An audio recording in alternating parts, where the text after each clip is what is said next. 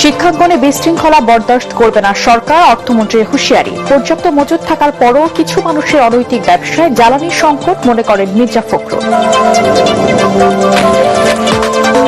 ছাত্রদল ছাত্র শিবির সংঘর্ষে থমথমে ঢাকা বিশ্ববিদ্যালয়। শিক্ষার্থীদের উপর হামলাকারীদের দ্রুত গ্রেপ্তার দাবি। ক্যাম্পাসে সন্ত্রাসী কর্মকাণ্ড মেনে নেওয়া হবে না বলছে ছাত্র সংগঠনগুলো। আধিপত্য ফ্যাসিবাদকে জাতি কখনো বরদাস্ত করবে না বললেন বিরোধী দলের নেতা। ঐক্যবদ্ধভাবে সংস্কার বিরোধী সরকারকে মোকাবেলা করা হবে, নাহিদের বার্তা।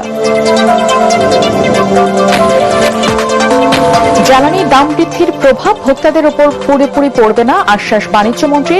ফুয়েল অ্যাপের মাধ্যমে তেল সরবরাহে পাম্পগুলোতে কমছে যানবাহনের সারি।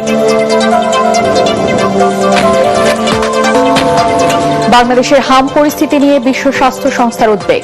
সার্বিক পরিস্থিতি উচ্চ ঝুঁকিপূর্ণ বলে মূল্যায়ন। আক্রান্ত ও উপসর্গে আরও 7 শিশুর মৃত্যু। এবং হরমুজে নৌযান দেখা মাত্রই গুলির নির্দেশ ট্রাম্পের। হুমকি উপেক্ষা করে জাহাজ ভিড়ল ইরানে। সক্রিয় হল তেহরানের আকাশ প্রতিরক্ষা ব্যবস্থা।